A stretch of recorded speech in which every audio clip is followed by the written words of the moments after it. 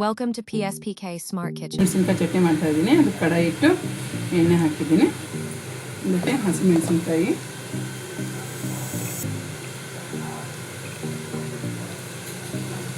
ಹಸಿಮೆಣಸಿನಕಾಯಿ ಟೊಮೆಟೊ ಚಟ್ನಿ ಆದರೆ ಅಷ್ಟು ಚೆನ್ನಾಗಿರುತ್ತೆ.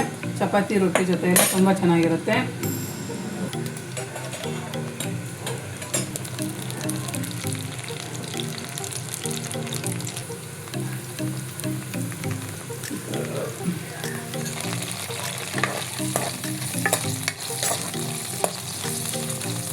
ಚೆನ್ನಾಗಿ ಹುರ್ಕೋಬೇಕು ಇದನ್ನು.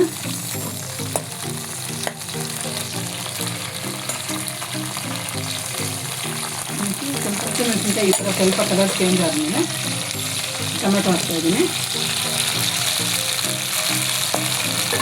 ಟೊಮೆಟೊ ನಾನು ಒಂದು 5ರಿಂದ 6 ಟೊಮೆಟೊ ಹಾಕಿದ್ದೀನಿ.